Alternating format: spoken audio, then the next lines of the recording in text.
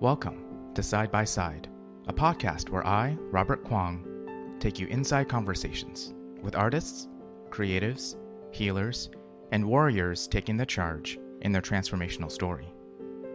Today's guest is communication and media scholar Erique Zhang, whose work focuses on the intersection of beauty, race, and transgender identity. As a PhD candidate in the Media, Technology, and Society program at Northwestern, Erique's research seeks to interrogate how normative beauty ideals are produced through media representation and how trans women and femmes navigate these norms in their everyday lives.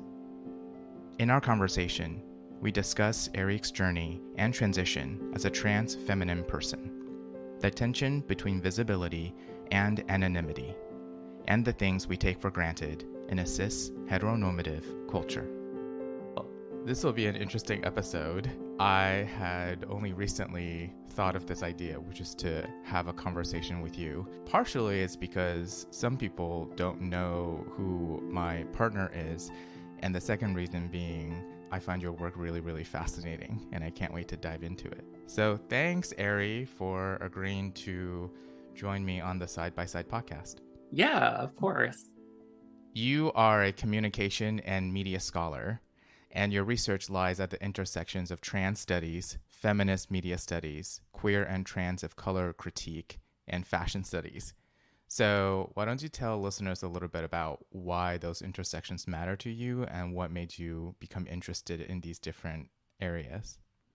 Yeah, so something about academia that I've learned more and more about as I kind of progressed through my career is that this idea of disciplines is kind of deeply entrenched in how universities are organized. But my work, my academic training has been very interdisciplinary. So as an undergrad, I studied art, I studied Asian American studies, I studied media. So I always saw myself as moving in and out of different fields. And it wasn't really actually until I got to my PhD when I learned more about kind of the history of disciplines and organization, institutional organization and things like that, where drawing these kind of imaginary boundaries between different disciplines was something that I always saw as hindering cross-disciplinary collaboration. Yeah. So for me, and something about that too is when I go on the job market next year, that's going to also deeply impact what kinds of jobs I look for. Having a communication degree will signal certain things to different departments and different employers. So I try to emphasize the fact that I move in and out of these different fields because I draw from literature and theoretical kind of foundations from a multitude of different schools of thought. Right. So that's one aspect. Another is that this division between fields and disciplines, I think, has also made it so that some of these fields don't really take into account these different kind of experiences or subjectivities that other fields are looking at. So, for example, I say, I work in feminist media studies, but a lot of kind of canonical feminist media studies work is focused on cisgender white women's media. Mm-hmm. Black feminist thought especially have made significant contributions to expanding what the study of feminist media can entail. But a lot of that work has come separately from feminist theory or media studies. It's come from kind of its own school. And so my work, I feel, is trying to bridge a bunch of these different disciplines and fields by putting literatures into conversation with each other and introducing certain, especially in my work, introducing especially a trans and queer perspective to like feminist thought and to like queer of color critique. And I think growing up, we both had a natural inclination towards things that often intersected, but maybe just in a way that fascinated us, you know, and because of your intersectional identity as well.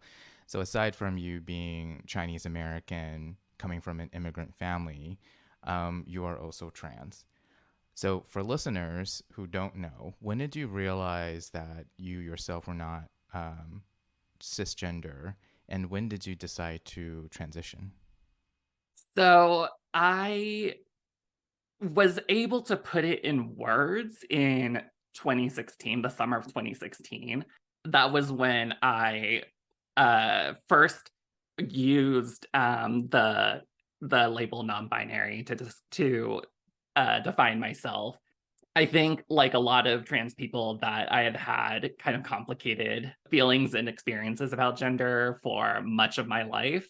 I often tell the story of like having dreams when I was a young child of like waking up in a girl's body, or like my mom has a photo. Actually, I took it, but my mom like took a photo of me once as a child, like I had taken some girl's dress and like put it on, and I like took that photo and like framed it as a reminder that I'd always kind of been a queer child, but Yeah. I didn't really understand or know how to articulate that until 2016. So it was the summer of 2016, I started telling people that I was non-binary. I think later that year, started asking people to refer to me using they and them pronouns. And then I decided to start hormone replacement therapy in the December of 2016. How has that journey intersected with like the rest of your life? Because you have like an academic life that's been pretty rich, and you also, again, you're Chinese, you have a whole host of other identities that you also work with. How has that intersected with, like, for example, your Chinese and immigrant identity, or just your experience?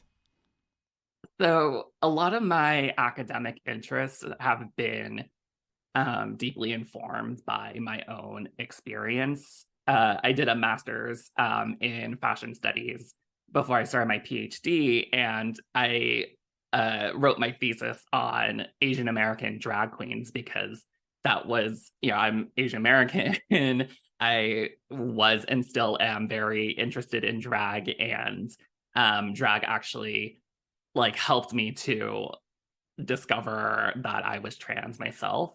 So coming into this a greater awareness of my identity, going into a PhD program, the questions that I think about now in my research are motivated by my own experiences. I'm really interested in understanding the experiences of trans women and trans femmes of color. And, you know, that's very much because that's how I identify. And those are questions that I've dealt with myself. Those are Yeah. the people that I feel in community with. And so, yeah, my academic inquiry is very much informed by who I am. And it's always been that way ever since like undergrad. That's how, you know, that's why Yeah. I minored in Asian American studies, because I was like, I want to learn more about like my community. Yeah. You minored in Asian American studies? Yeah. I didn't know that. Yeah. I minored in Asian American studies at NYU. You know, that makes sense. Go on. I'm just laughing at myself now. Go on.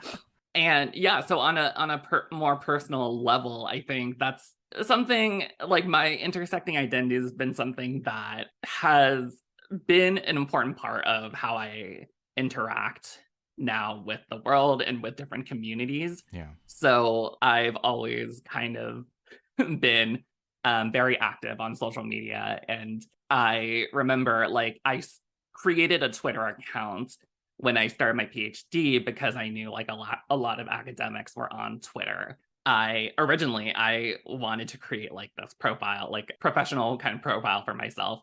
when I like created my Twitter account and I searched for a lot of like trans community, and I discovered that a lot of people that were kind of very vocal or well known in the trans Twitter community tended to be white trans people. I made some great friendships. I have partnered with a lot of trans academics that I found from social media that are white trans people. But something I really noticed was that this kind of acknowledgement, even of race, tended not to be really at the forefront of a lot of kind of discourse about trans experience on social media, because it was kind of dominated by white trans people. So I kind of made a more concerted effort at finding more trans people of color, at least like in like subscribing to more trans people of color, so that I would see more of them on my like Twitter feed, for example, so that I could, you know, find a place where I felt more like these people were shared more experiences with me than just being trans. Actually, if I go back, there was a period when I tried to be really active in like Asian American Twitter, but most people I found in Asian American Twitter were like cisgender, a lot of queer folks, but like also a lot of straight people. And so like in that kind of corner, I found that there was like a lack of like discussion around queer and trans issues. And then in the queer and trans community, a lot of like, or a dearth of discussion about race. Like my early kind of social media, or like early Twitter days specifically, felt very like divided between like, oh, I can either talk about race with Asian American Twitter, or I can talk about like sexuality, gender and sexuality with queer and trans Twitter. And it felt very divided. So I tried to make more of an effort to find more community with queer and trans people of color over social media, because those two aspects of myself are not like I can't like separate myself into like, this is like queer area, this is Asian area, like they're the same person. Well, I think back when we were closeted, which I had been too, that was something we felt like we had to do, only to later realize that was just masking and performing towards in a certain community or in a certain situation. But it's certainly less comfortable to actually do that now once you've done all of the work to come out.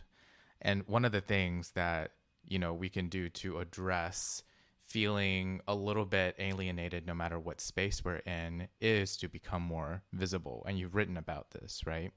So in one of your published papers, you talk about, you know, the promise and limits of transgender visibility, particularly in fashion media. And this is in your abstract. As transgender media representation continues to gain traction, trans scholars and activists have contended with the double-edged sword of visibility. While trans visibility has the potential to familiarize cisgender audience with trans experiences, it also risks reinforcing normative ideas about gender expression. So I know this is something that you've dealt with, choosing to be on a place like social media, like Twitter, and dealing with a double-edged sword effect of, again, you said there wasn't really a space where there was that intersection. And one way you can do that is to become more visible yourself. So what's been your experience in navigating like where your line is in terms of being visible and more anonymous? Well, in that paper specifically, what I was kind of talking about was this idea. So in 2014, Time magazine released an issue with Laverne Cox on the cover, and this became a very important piece of trans history. It was called the Transgender Tipping Point, and the idea was that we were starting to see more and more quote unquote positive representations of trans people in the media. So Laverne Cox in Orange is the New Black showed like Transparent, and the promise was that if we see these positive images of trans people, that the public would grow more accepting of trans identity. And what we've seen since then has actually been kind of the opposite, that having greater awareness and greater visibility of trans people and trans issues has actually caused a backlash against trans communities. In the past, like 3 or 4 or 5 years, we've seen more and more legislation being introduced to limit and even roll back trans rights. We've seen growing numbers of reported violent crime against trans people. And so in kind of more recent years, a lot of trans activists have kind of questioned whether like visibility and representation are useful and whether it's actually achieving the goal that we wanted. Mm-hmm. So in my own personal kind of social media presence, something that I think I deal with is this idea of speaking about kind of your own experience versus being a spokesperson for the community. A lot of what I tweet about and what I talk about on social media is about like my experience and like what I think about and my own personal history and stuff like that. And I have gotten a backlash from people who didn't share those experiences, and vice versa too. Like I've felt like people talking about their own experience that like I felt, oh, this isn't like good representation, quote unquote. But one of the things being somebody like who has a social media presence is like feeling that burden of representation, feeling like you have to always be on your best behavior, because if someone sees you saying the wrong thing, they'll like generalize that to all like trans people. Actually, there's this controversy that just happened like this week, I think, where a couple of trans people talked to the media about DIY HRT, or like essentially like getting your hormones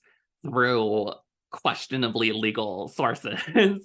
And there's a lot of backlash against the people who were interviewed in that article, because those resources are, people create these guides and like lists of providers for the insider community and not for the general public to know about, because it's our way of bypassing a lot of the medical gatekeeping that prevents people from being able to access hormones and other gender affirming care. Yeah. So there's a lot of backlash because these people spoke out to the Associated Press, and there's this huge like story about it.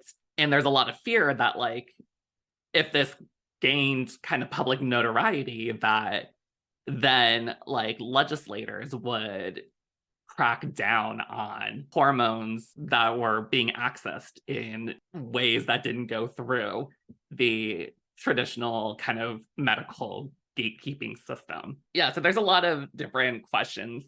Yeah, but it speaks to the double-edged sword of wanting to provide information and nuance and context to a situation, like the potential for people to DIY certain aspects of healthcare, which has been brought up with issues related to abortion as well. But yeah, it definitely speaks to the double-edged sword. So what is your advice for people trying to figure out where their comfort zone is, how much to use their voice, be public about it, and how much to also set boundaries and, you know, protect your well-being and that kind of thing? Like, do you have any advice for the queer community, since, you know, honoring our voice is also important, but we also care about safety? Yeah, I think I personally make very liberal use of the block button. It depends on what people want to use their social media for. So there are people that build a following because they want to speak publicly about their, like, not just their experiences, but about like politics and issues that affect the community. Actually, you know what? I think one thing is to make sure that you have a healthy kind of support system, especially like mental health support, because if you get very invested in social media, like drama and like all the stuff that's happening, like all the discourse that's happening, all the kind of fights that go on Twitter, if you get really invested in that, it can negatively affect your own mental health. Sure. And that's something that I've experienced several times, and you've kind of seen is like having to step away from Twitter and having to like remind myself that that is a very kind of niche community. Like it can feel like it's a lot of people, but it's actually like a very small population, and most of the people on there are not people who are like in my everyday life, and not people that are going to really affect my like real life circumstances. But I think making sure you have ways to kind of deal with like the stress of potential attacks or job protections. For example, like I've had some transphobe who didn't like me, like try to report me to Title IX, and I had to alert my advisor to be like, here's what's going on, so that he could talk to Title IX and be like, this is like a misunderstanding. This is a targeted attack on a trans student, and this is not actually like a valid Title IX complaint. Mm-hmm. This is some random person trying to retaliate against a stranger. Having like a support network is really important. Having friends who you can turn to and talk to, and who you can trust to have your back. If it extends to it, like knowing whether your job or workplace has like protections for you, those are all kind of important considerations, I think. Actually, the last one really resonated with me, is actually knowing the places and organizations and communities you belong to and what protections exist for you, for people like you. That's something that I think is undervalued, to kind of know how much protection you have in a situation or lack thereof, right? Thank you for that. Yeah, so about us, we have been together for a while, and you are in a relationship with someone who is not trans. And while I do identify as non-binary now, I would say like our relationship to that word is going to be quite different. What do you want me to know about your experience that you think could be profoundly different from just someone who's observing your experience? Yeah, so something that I have talked a lot about with people who I think share similar kinds of experiences is this idea of being femme, being trans femme, without identifying with womanhood. And like I move in a lot of circles where there are people who like proudly identify as trans women and trans women of color. But I also have colleagues who have kind of a complicated relationship with the idea of womanhood. And I think I'm one of them, and have like spoken with them about it. I think for me, I recognize that at this point in time that I move through the world like being understood as female, and I changed my gender marker on my IDs to reflect that, and that was like mostly for logistical reasons. Even when they introduced like the X marker on the passport, I debated whether I wanted to get the X or female, and I eventually decided to get female because of logistical reasons. Like I don't want to show my passports to like security personnel and have them not understand like what the X means, or like there's also been kind of talks about using the X marker and opening you up to potentially to increase surveillance, because it gives the state a way to track people who identify as trans and non-binary. In practical senses, the way that I move through the world is being recognized as female by most people. But I personally have a hard time relating to, or I have a hard time fully identifying with womanhood and with being like female, even though like my gender expression is pretty like fully femme at this point. And I feel like I identify like as almost a woman or like woman adjacent or something like that. And again, this is like something that there's like all these debates on social media about, but like none of that really matters in the real world. Is that a controversial take potentially? Well, so do you mean because of our within our relationship, it's not so much of an issue? Is that what you mean?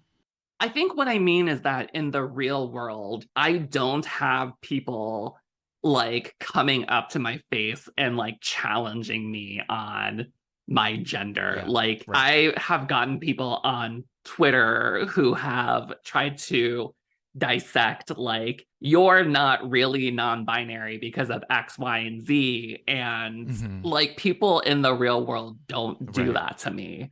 Like they don't impose an identity onto me that I don't that I don't claim for myself. So yeah, there's kind of a complicated way that I relate to gender, and also a lot of my formative years, like in high school, college, and early adulthood, I spent being very connected to a certain kind of queer identity and queer community that at the time was centered primarily around like queer male cultural formations. Hmm. Like I still hold on to a lot of the experiences and the like knowledge and community that I built and I've gained moving through queer male spaces. Right. My interest in drag was as like a gay boy who like loved drag. And Right. I think that's also like that's one space where these boundaries between like trans femininity and like queer male femininities, they overlap. Right. And I think a lot of people, at least that I've had to interact with on Twitter, assume that there's like a harder division between the two worlds Hmm. and the two communities. But in a lot of trans women's lived experiences, like those boundaries are fluid and not set in stone. Like I know so many trans women who similarly like came up through drag and came up through the gay male like nightlife scene, but are like very clearly like women and are not like gay men, Right. but they share a lot of those kind of cultural experiences and cultural identities. So that's one misconception that you have about, or that some people have about the trans experience or the queer non-binary experience, is that we're always like sorting ourselves constantly, Mhm. which is not always the case. Yeah. Yeah. What other misconceptions have come up for you? Oh my God, I'm gonna get roasted on Twitter for that. Okay, I'm not posting this to my Twitter. I was like, is this going to be a controversial Oh my conversation? I gosh. wasn't expecting it, but So there is kind of this ongoing war on Twitter. And again, like a lot of this is like it happens on Twitter, but like not in the real world. But there's kind of this ongoing like feud or like battle or whatever between trans lesbians and quote unquote like straight trans girls because of like these kind of presumptions about what their like experiences are. So there's a lot of assumptions about trans lesbians living pre-transition, a certain kind of lifestyle like pre-transition that protected them from like queerophobia. Like that's like a common kind of accusation that's thrown around about trans lesbians is that they like didn't experience queerness until they came out. And on the flip side, the kind of accusation thrown at like quote unquote straight trans women is that they like now are like heteronormative and like mhm, fit into like heteronormative society. And like both sides are like deeply kind of rooted in assumptions about in very kind of binary assumptions about like gender and sexuality in a really like ironic way. Like there's the assumption that like you were a straight man and you like lived with all of the benefits of being a straight man and now you're like a trans lesbian, or like you experience like homophobia if you were a gay boy, but then you like transition and now you like have like straight privilege, Oh, I see. which is like Wow. such a weird concept for like a trans, like to accuse a trans woman of like heteronormativity. Yeah, I don't think we have straight privilege just because you are femme, No, and I am not no. a woman. Yeah. That's something that happens on Twitter and on social media, I think, because a lot of people like there's been this phenomenon of a lot of people like transitioning over the course of the pandemic. And so they learned their community from online formations and online like discourses. But people who like moved in the world pre-transition as like queer and trans, these issues aren't at the forefront of what we go through on a day-to-day basis. Like I am very close friends with people who like trans women who like led very deeply closeted lives pre-transition, and we might think that they like had quote unquote like straight male privilege, but actually they like Mm-hmm. faced a lot of like gender policing, and they had to like repress a lot of themselves. They had to repress their queerness. And so that like that presumed privilege actually was the result of society imposing strict gender norms onto these women Right. and them having to like face a lot, like they still had to deal with like homophobic bullying because they like defy gender norms. And so yeah, I don't know, there's a lot there. Well, so even within the queer community, if I'm trying to bottom line, your observation is that even within our own community, there's a lot of misunderstandings, misconceptions, and honestly, a lot of disagreements and conflict, at least from what I've seen Mhm. and observed, in case anyone was wondering. These niche communities are often discoursing and disagreeing amongst Mhm. ourselves about terms. It's not just something that cis people experience or something to that effect. Is that what you mean by misconception? Is that we have a lot of misconceptions about ourselves and each other still? Yes. So I think on the one hand, I think there's misconceptions, or like people in the community, I think, generalize their own experience to be indicative of like everyone else in the community or something. So I think a lot of these kind of cultural wars or whatever between different kind of experiences of transness is because people who build an internet presence like social media or who are on Twitch or Discord, like not generally, but a lot of them like come from a specific kind of subculture, and they share certain like histories or like experiences, and then they like come onto Twitter and it can feel like that's like the majority of trans people, but it's like self-selecting, it's like selection bias, because Oh, I see. Yeah. the people who are going to be very active, I mean not all of them clearly, but like some of the people who are going to be very active on Twitch and Twitter and like Discord and social media are going to be people who like already had an interest in like Twitch and Discord gamer communities or whatever communities, like they already had that interest. No, I'm just curious about this. That like it's almost like when you go onto a space and you've self-identified. For some people, there's a expectation that like all trans people are like me, kind of thing. Yeah. Which was not necessarily your experience going into these spaces on social media and stuff. You were often still feeling like the token in some ways. But for some people, there's that assumption that a community is just like who I am as an individual. And that Yeah. can create some issues. Yeah. Yeah. So I think that's kind of like an intra-community conflict. But I think like cis people often also kind of generalize the community like as a monolith and assume that like if they see like one trans experience, that all trans people have that experience. People are only getting one idea of like trans experience when there's so many different histories in there. Yeah, there's a lot more nuance and context to it from different communities, that's for sure. Do you want to talk about Bimbo Core real quick? Yeah. Since that's been like your most recent, well, so usually presented on the topic of Bimbo Core. Mhm. So, real quickly, what is Bimbo Core, and why is it something that is can be divisive even amongst women, even though this is like a feminine persona topic?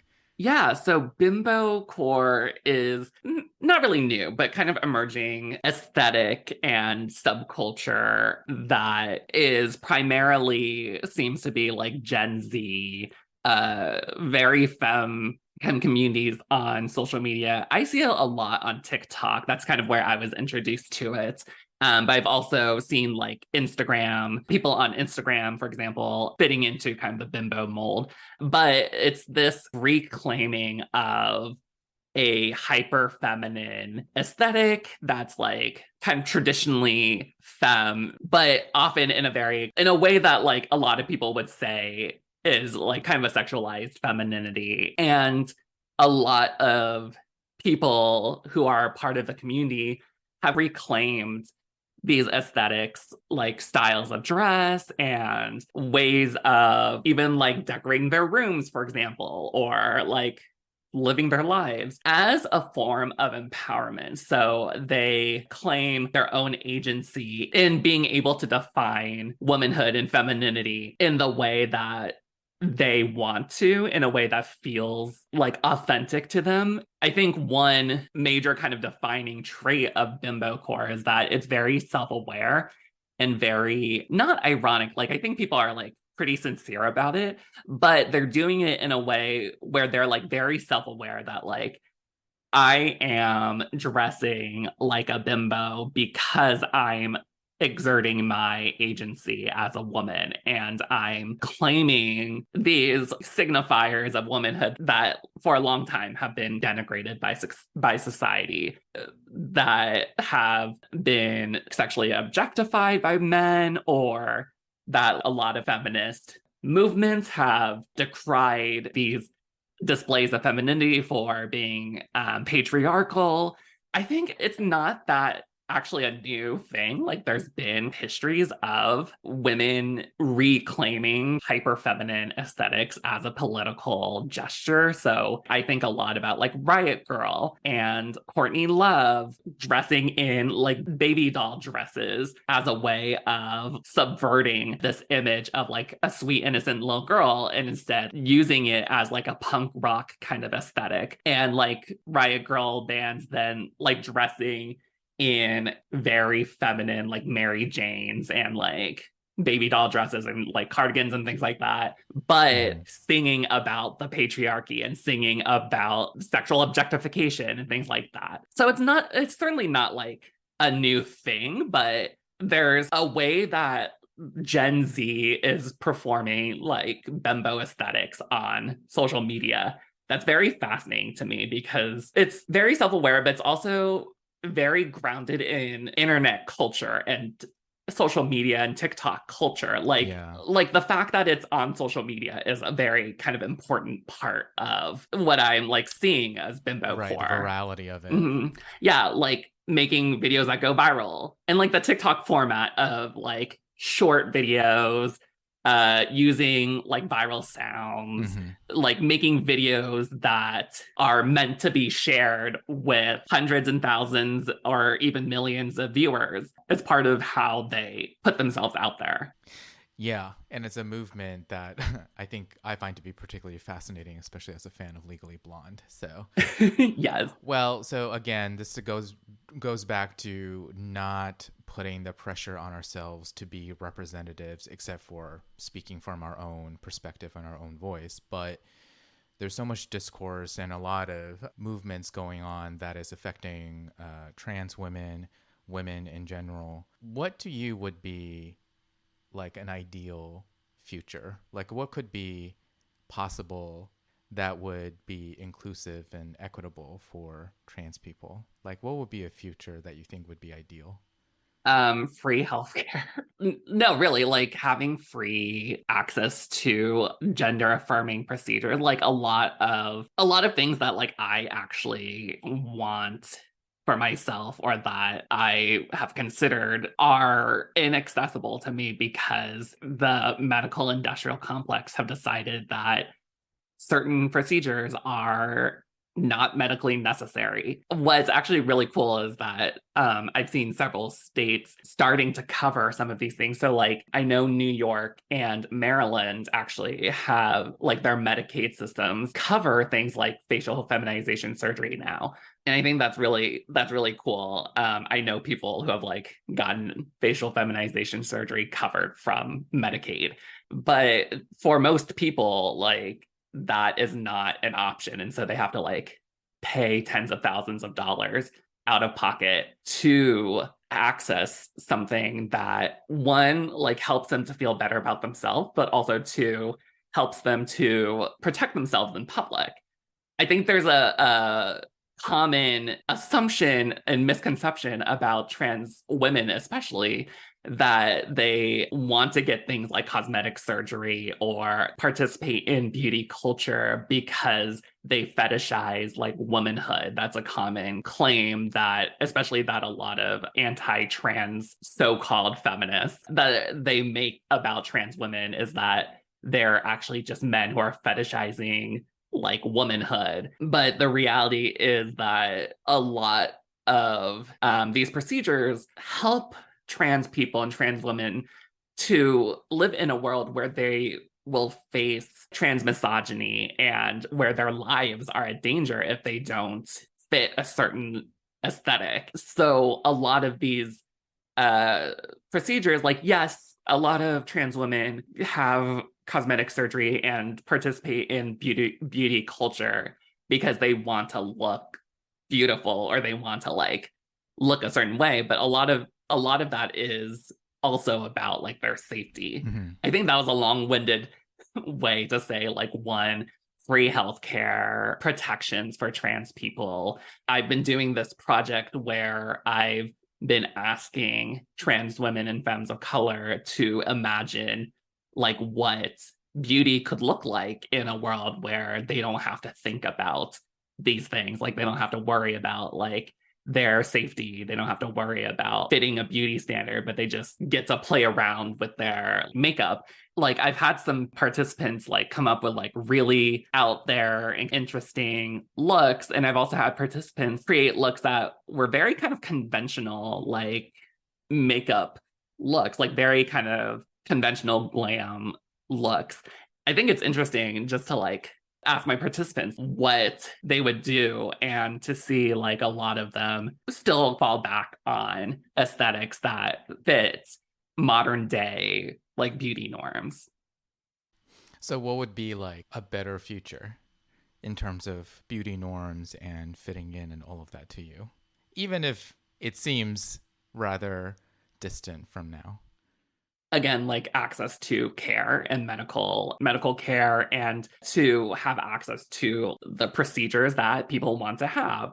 I would really love to see a world where like people like trans people can go out in public and feel comfortable doing whatever or like dressing however they want. As we were talking, I was thinking about like one of my interviewees who I interviewed for my research said that someone once asked them like, oh, what would you do if there were no cis people and there are only trans people in the world?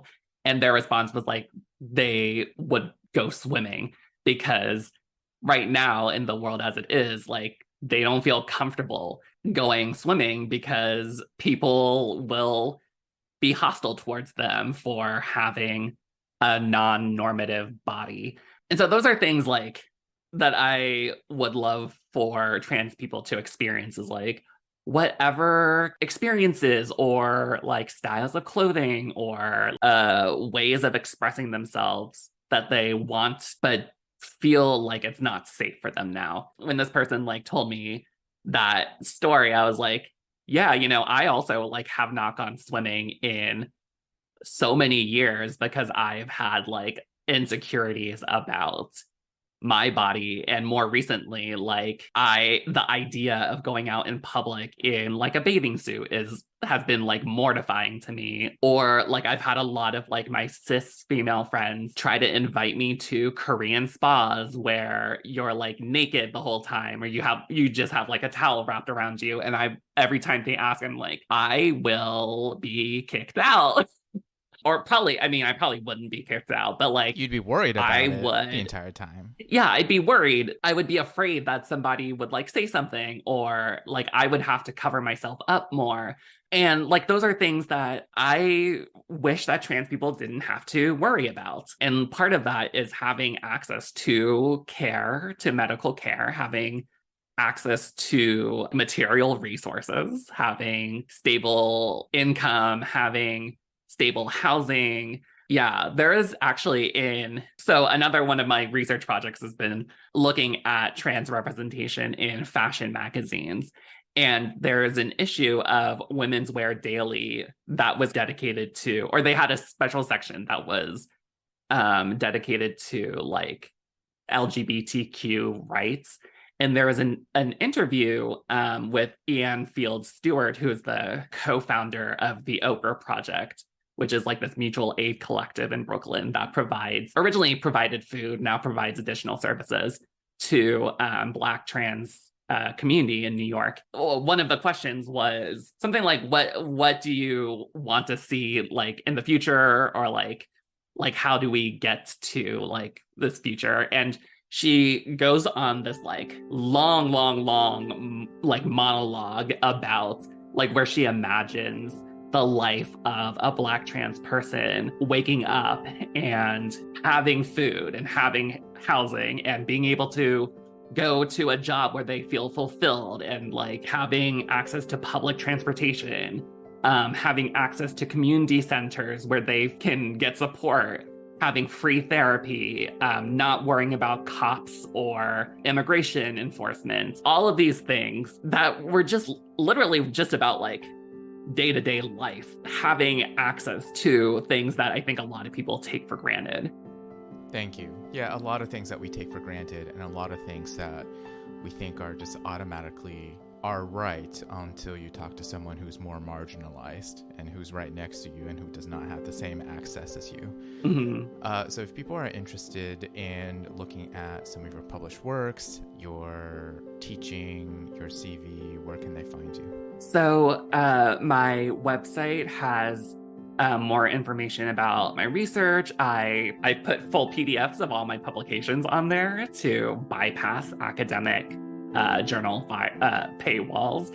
In case you didn't know this, we don't get paid for publishing. All that money goes just to the publisher. Like the people who are writing those articles don't get a cent. So to me, I don't care if like anyone has free access to my work because it doesn't affect me. Actually, it's better for me if more people read and cite my work. So all of that is on my website, eriquezhang.com. That's ERIQUEZHANG.com. And I'll make sure to hyperlink it and everything. And it's so nice to have a voice about these topics that are sometimes maybe we think about more on the surface level, but it's rare that we get into the nuance and the depths and get personal. So thank you for your voice, and thank you for this conversation. Yeah, thank you. Thank you for tuning in. Listeners are welcome to connect with me over Instagram and LinkedIn. You just have to search my name, and I love to hear from you. If you'd like to learn more about my work as a coach and artist, please visit www.robertkwonghome.com.